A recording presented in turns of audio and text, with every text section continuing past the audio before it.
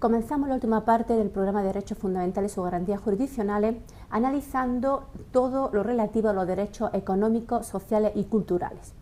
Vamos a analizarlo en dos bloques temáticos. En el primero expondremos los conceptos de derechos económicos y sociales y la protección jurisdiccional que tiene la Constitución española, para luego pasar al segundo tema, número 12, a hablar de cada uno de los derechos económicos y sociales en concreto. Por tanto, comenzamos con las consideraciones generales sobre qué es un derecho económico, o qué son los derechos económicos y sociales y cómo están configurados en nuestra Constitución. En primer lugar, son derechos que se conocen porque están ligados intrínsecamente a la dignidad humana. Si bien generalmente la doctrina hablan de derechos sociales y económicos como principios o como mandatos al legislador, nuestro enfoque que sostenemos desde aquí es que son derechos inherentemente ligados a la dignidad del ser humano. Tanto es así que sin ellos no podrá acceder a unas condiciones plenas de ciudadanía. Sin el derecho a la educación, sin el derecho a la salud, sin el derecho a la vivienda, ningún ser humano está en condiciones de participar activamente en la sociedad. Por tanto, en primer lugar, son derechos sustantivos ligados a la dignidad humana, si bien tienen una naturaleza prestacional y por tanto se predican del sujeto, pero lo obligado es el Estado. En el origen de los derechos económicos sociales surgen con los movimientos obreros, los movimientos sociales del siglo XIX y fue progresivamente incorporándose a las constituciones democráticas. Las primeras de principios del siglo XX y luego el gran impulso vendrá después de la Segunda Guerra Mundial. El Estado Social y Democrático de Derecho nace levemente con el reconocimiento de algunos derechos en la Constitución, por ejemplo, de Weimar del XIX, la Constitución Mexicana del XVII y, sin duda, en las constituciones de posguerra después de la Segunda Guerra Mundial. Los derechos económicos y sociales se reconocen en nuestra Constitución española y ahora veremos que van a ser principalmente reconocidos y ligados a la dignidad humana del ser, a la dignidad humana reconocida en el artículo 10 y al mandato que la Constitución hace a todos los poderes públicos para que la igualdad y la libertad sean real y efectiva para todos los individuos y las comunidades. Mandato que, como ya vimos en su día, está recogido en el artículo 9.2 de la Constitución. Por tanto, antes de nada, insisto en que al ser o estar inherentemente los derechos sociales o predicarse en la dignidad del ser humano son el fundamento, como recoge el artículo 10.1, del orden social y de cualquier, en nuestro caso, el ordenamiento jurídico. El tipo de normas que aparecen o en las que se va a cristalizar los derechos sociales en el ámbito económico-social serán de dos tipos. Los llamados derechos subjetivos, que aparecen en el capítulo 2 del título 1, y los principios rectores del capítulo 3. Los derechos subjetivos, que ya veremos en el capítulo 3 del capítulo 2 del título 1, son fundamentalmente el derecho a la educación, el derecho a la libertad sindical, a la huelga, a la propiedad, el derecho al trabajo, el derecho a la negociación colectiva, mientras que otros aparecen en el capítulo 3, como son, por ejemplo, el derecho a la salud, el derecho a la cultura, el derecho a una vivienda digna y el derecho al medio ambiente. Por último, tenemos todos los principios rectores del capítulo 3 que tienen otro nivel de garantía que ya veremos. Los derechos económicos y sociales, vamos a ver cuál es la aproximación doctrinal a ellos. Hay dos grandes aproximaciones doctrinales o dos grandes teorías sobre cómo interpretar y fundamentar los derechos económicos y sociales, también llamado DESC. La doctrina más tradicional son aquellos que dicen o sostienen que los derechos humanos son unos derechos también llamados de generaciones, que progresivamente se han ido reconociendo en las constituciones y que podríamos hablar de los derechos de primera generación, segunda generación y tercera generación. Pues bien, los derechos sociales y económicos serían aquellos que se predican de la segunda generación y tercera generación y que gozan de una protección normativa y jurisdiccional menor o con menor eficacia que los derechos de primera generación. Por tanto, insisto, son derechos, por tanto, que dependen también de los recursos, de la disponibilidad de recursos del Estado y por tanto también dependerá de las condiciones económicas el hecho de que se garanticen o no se garanticen. La doctrina más progresista, que actualmente es la más conocida o la que más eco tiene de luego en el ámbito de derecho internacional, es la doctrina del reconocimiento de los derechos o de los DESC en general. Cuando hablo de derechos económicos sociales me referiré a DESC, el que al residir en la dignidad del ser humano, tal y como diría Luigi Ferrajoli, se reconocen con independencia de la capacidad del Estado de proveerlo, es decir, con independencia de las garantías que tenga el Estado de garantizarlo, es decir, de los recursos y de la disponibilidad. Por tanto, no se puede justificar la no actuación de los poderes públicos. La diferencia, por tanto, que de estos derechos económicos y sociales de los TEC con los derechos de libertad es que requieren de una actuación positiva del Estado para garantizarse y para desarrollarse. Pasemos a ver las características generales de los TEC en la propia Constitución española. En primer lugar, como hemos dicho, aparecen en el capítulo segundo, el título 1 y también en el capítulo tercero.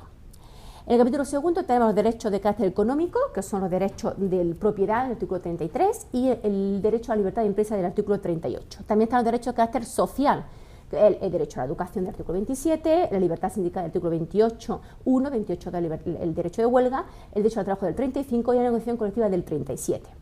La característica de todo ello es que, insisto, son derechos subjetivos frente al Estado, por tanto, derechos del individuo que crean obligaciones positivas al Estado, que el Estado debe cumplir. Por tanto, son en general derechos, insisto, constitucionales con un nivel de exigencia directa al Estado. La titularidad son de la persona física y también, en algunos casos, por supuesto, de la persona jurídica, por ejemplo, en el tema de la libertad sindical.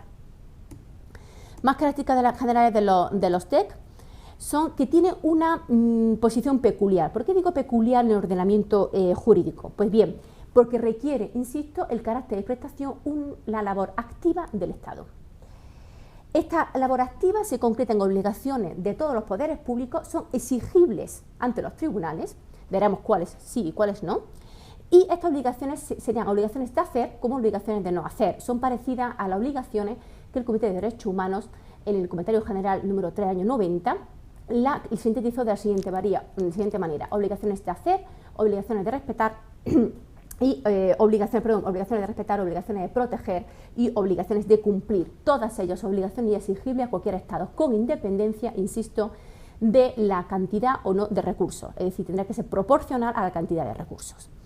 En último lugar, la vinculación de estos TEC se predica, como insisto, de todos los poderes públicos, toda la administración pública, municipal y autonómica y central, y la aplicabilidad es directa. Digo que es aplicabilidad directa porque no depende, insisto, por más que sea de los recursos económicos, sino que está protegido por el artículo 53 de la Constitución y, por tanto, tiene la garantía que ya explicamos en su día para los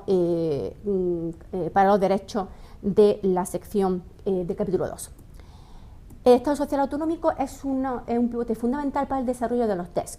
Las competencias que tienen cedidas o tienen compartidas, ahora veremos la distribución de competencias entre el gobierno central y autonómico, hacen que sea ambos, tanto las autoridades centrales como autonómicas, la encargada de la política no solamente social y económica del Estado, sino también la de garantizar los TEC.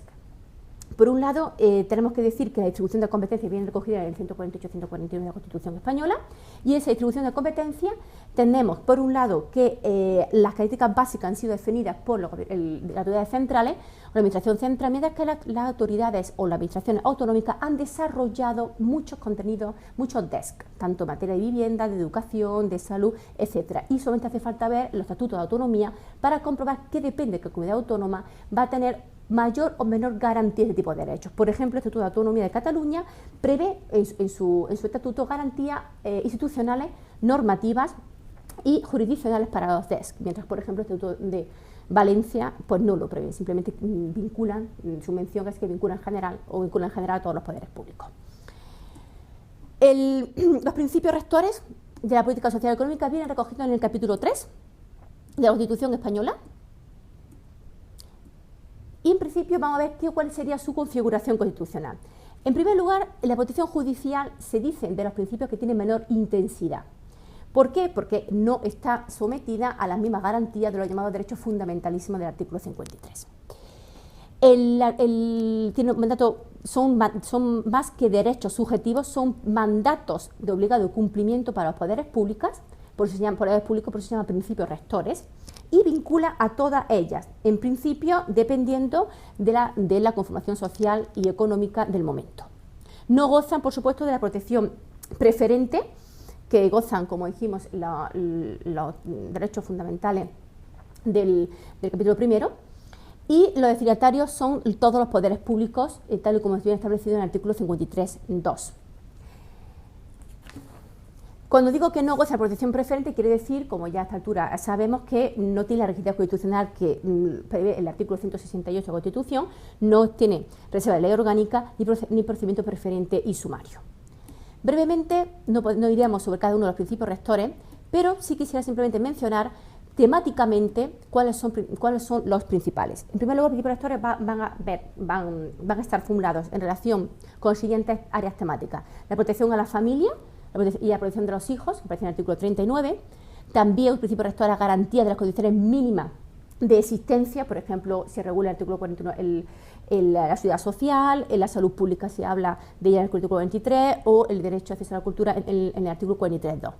También la protección de determinados grupos vulnerables o de especial protección, como pueden ser los trabajadores, como pueden ser los discapacitados, como pueden ser, por ejemplo, los consumidores. Por último, también hay una área temática de todos los principios rectores relativa a la protección de bienes de carácter general, por ejemplo, bienes de recursos generales o de patrimonio histórico-artístico. También se predican los principios rectores de los fines generales del Estado, es decir, que como fines generales del Estado ya se deben crear las condiciones para el progreso social y un nivel mínimo de renta, y también, por supuesto, para el progreso científico, económico y cultural. Los principios rectores, la eficacia jurídica que tiene es distinta, es más limitada, y la naturaleza, como he mencionado ya anteriormente, es muy variada dependiendo de qué principio y ante qué derecho subjetivo estemos. No es lo mismo, por ejemplo, el derecho a la salud que los fines, el fin de interés general de distribución equitativa de la renta. La eficacia normativa, todos están sometidos al parámetro de constitucionalidad, tal y como se prevé en la Constitución, y también tiene un carácter interpretativo, sirve para guiar la actuación, ya veremos, del Poder Judicial, Legislativo y Ejecutivo y el Tribunal Constitucional. Ante el Poder Judicial representan los principios rectores de política social y económica, un mandato muy directo para que el Poder Judicial lo interprete en consonancia a tal y como está recogido estos principios en la Constitución. Para el Poder Legislativo implica que estos principios vinculan el desarrollo normativo, porque todos tienen que ser desarrollados por los órganos legislativos. En tercer lugar, ante el Poder Ejecutivo, los DESC limitan o, vinculan al Poder Ejecutivo en su potestad, por ejemplo, reglamentaria. Y por último, ante el Tribunal Constitucional, los DESC tienen un valor de control de constitucionalidad clásico, de cualquier derecho constitucional recogido en la Constitución, pero también como tiene una labor de interpretación en toda la labor del tribunal, la jurisprudencia del Tribunal Constitucional. Los principios rectores de política, estamos ya terminando.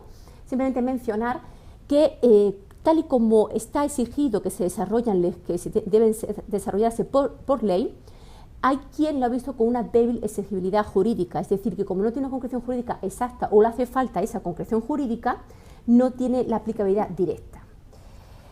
Lo que es importante es que se desarrollen cada uno de estos principios. Va a haber un muy importante desarrollo legislativo en muchas y en diferentes materias. La mayoría, como he dicho temáticamente anteriormente, va a ser la familia, la salud, la seguridad social, trabajo, investigación, juventud, discapacidad, en el ámbito de los consumidores, de los trabajadores españoles en el extranjero, del patrimonio histórico, artístico, cultural, etc.